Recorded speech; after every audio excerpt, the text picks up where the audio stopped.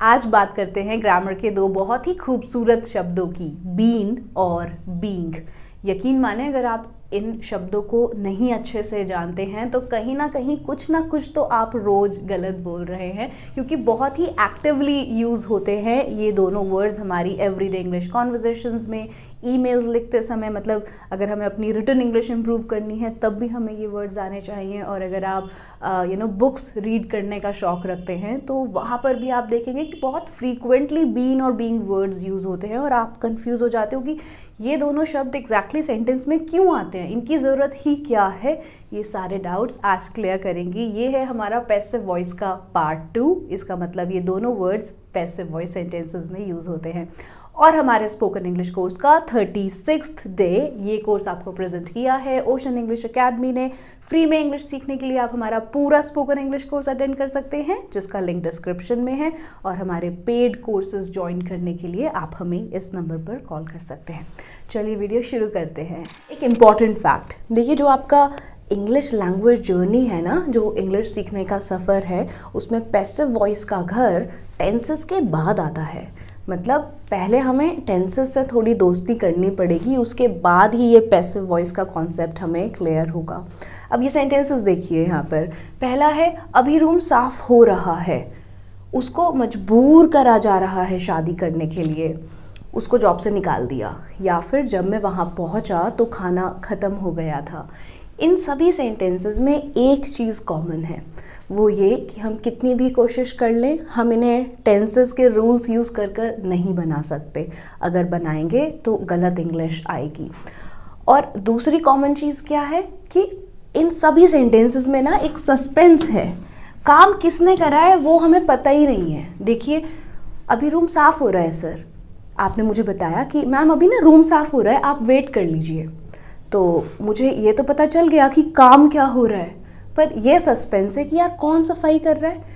हो सकता है ये बताना ज़रूरी ही ना हो कि कौन सफाई कर रहा है।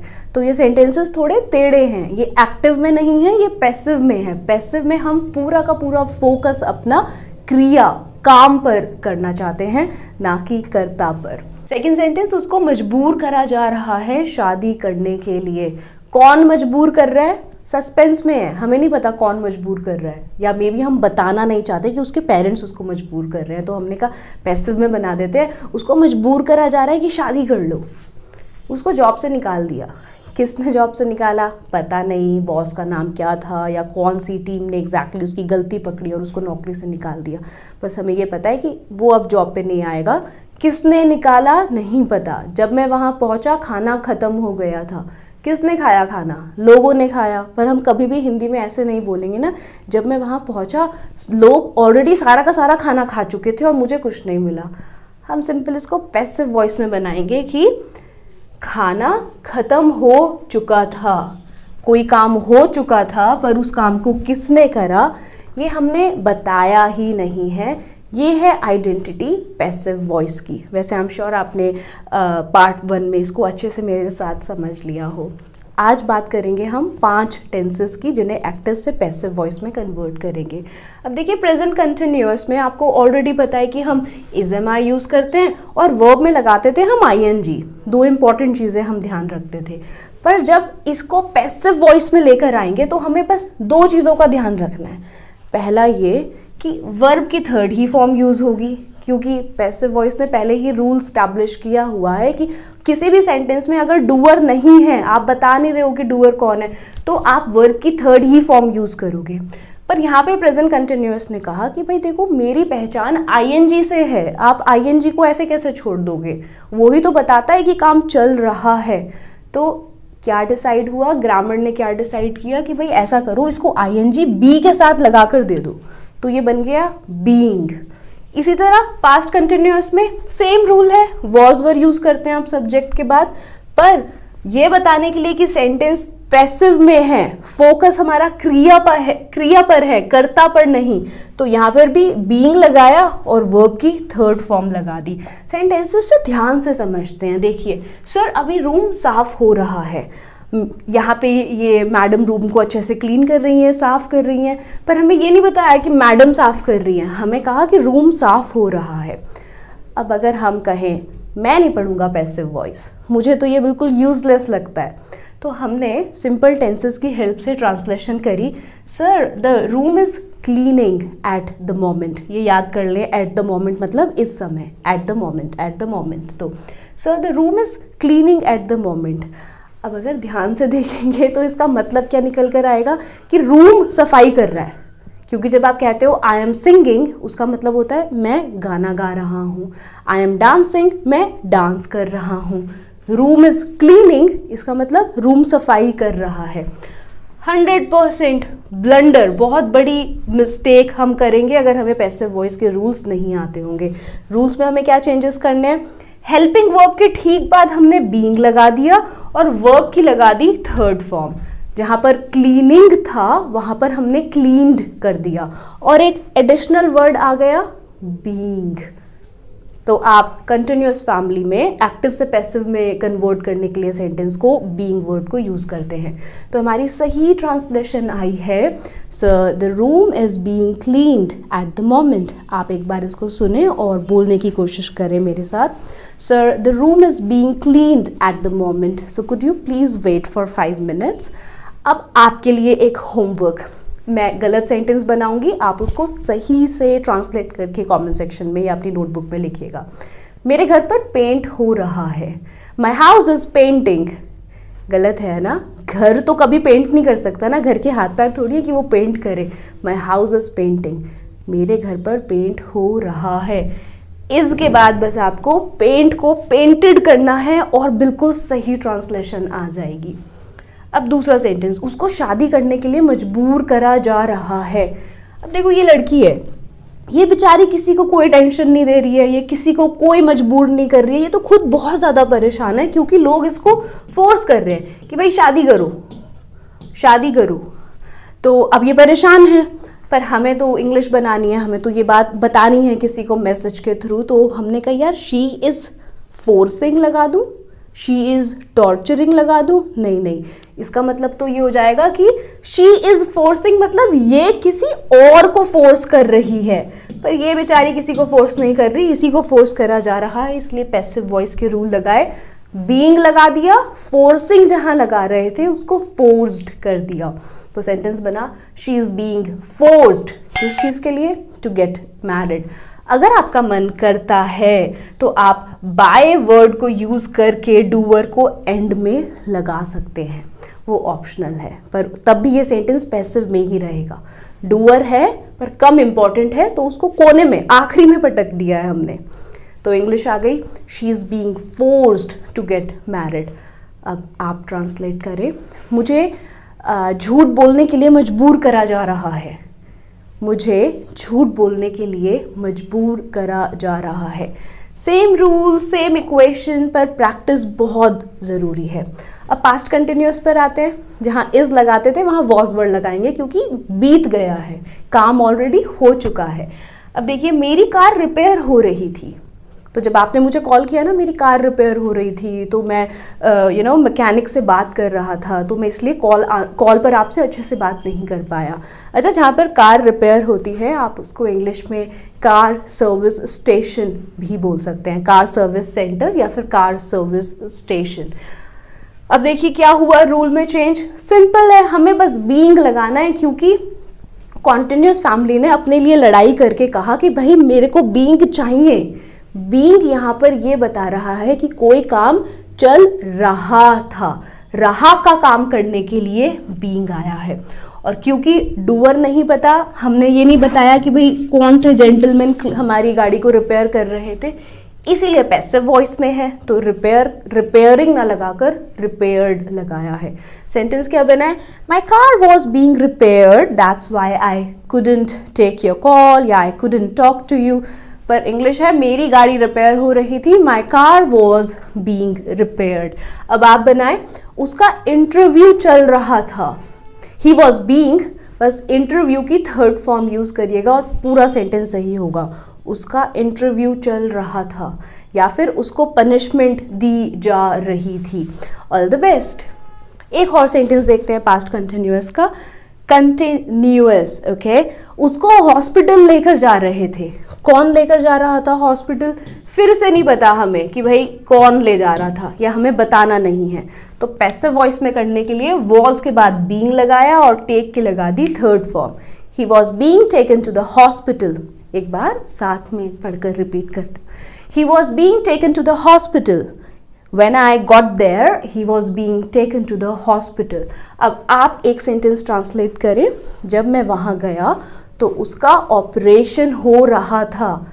कौन ऑपरेशन कर रहा था? डॉक्टर साहब। पर हमने कहा कि ऑपरेशन हो रहा था जब मैं हॉस्पिटल पहुँचा। He was operation operated. All the best. Practice करते रहें साथ में, और अगर आपके माइंड में कोई और सेंटेंस आता है तो प्लीज़ उसको भी कोशिश करें ट्रांसलेट करने की। बीन पर आएंगे एक छोटे से ऐड के बाद।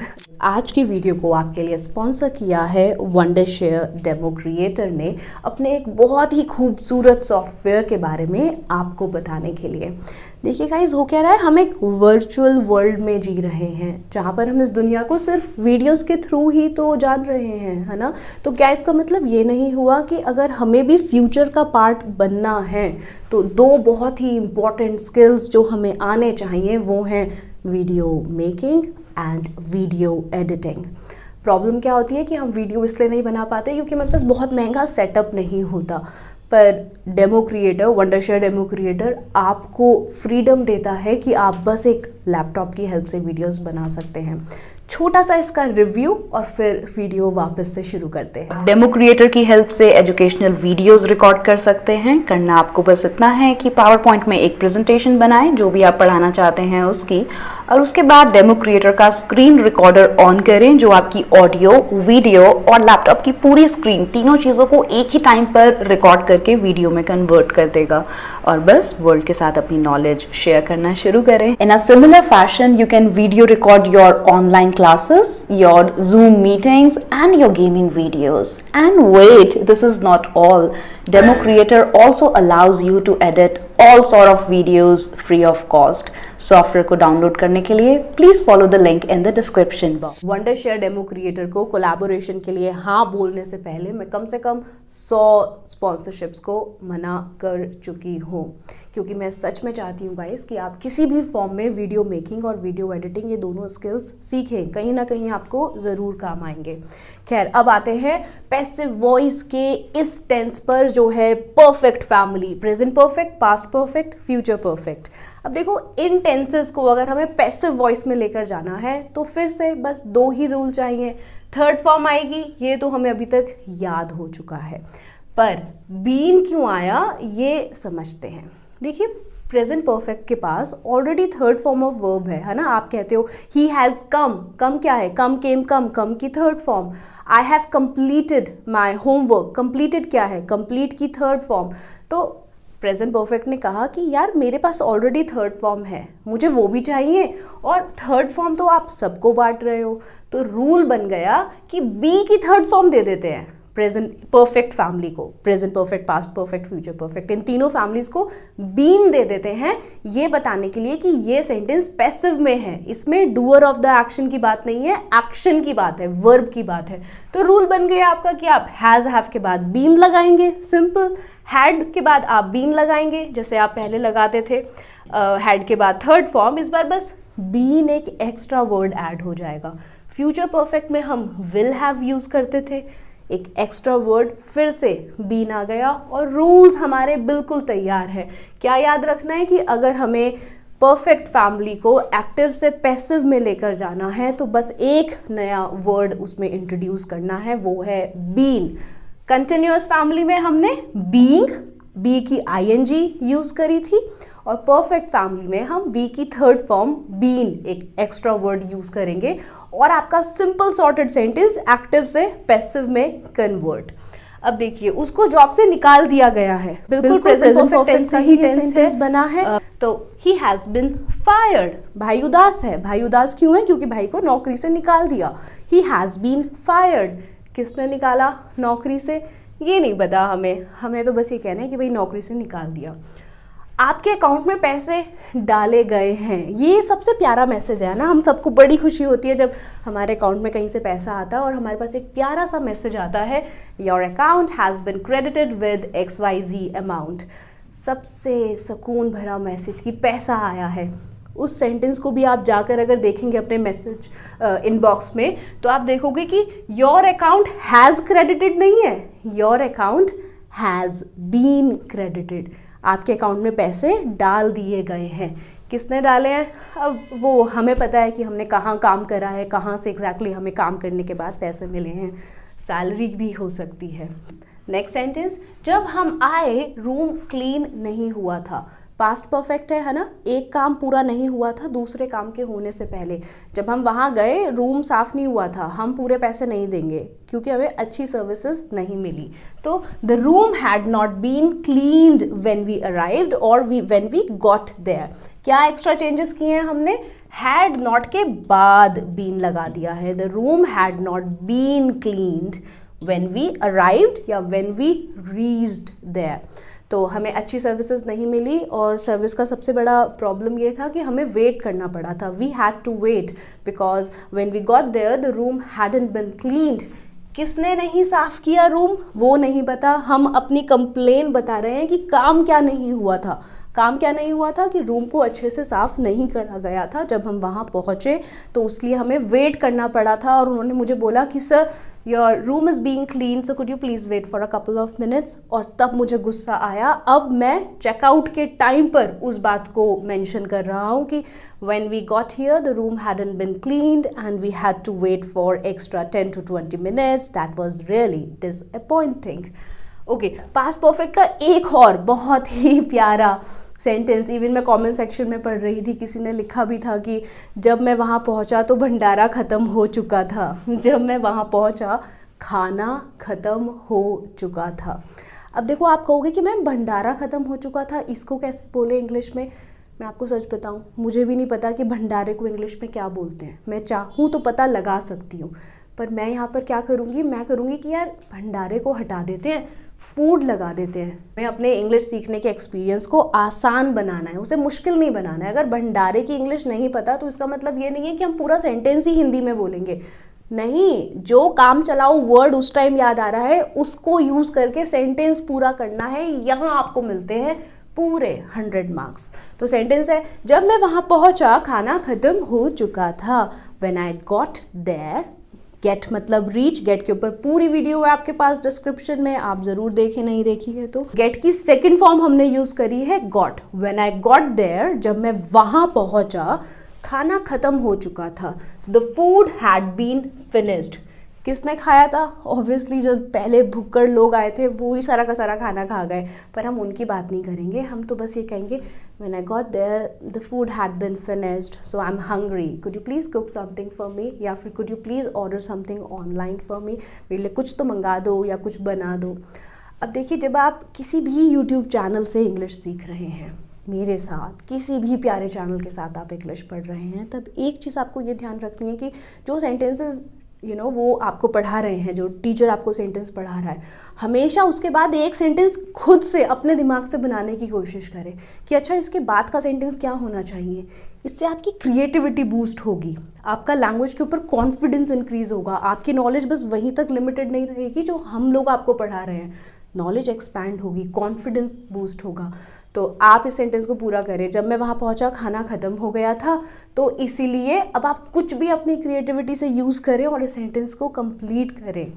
ओके, लास्ट सेंटेंस आज की वीडियो का, ये काम कल तक पूरा हो चुका होगा।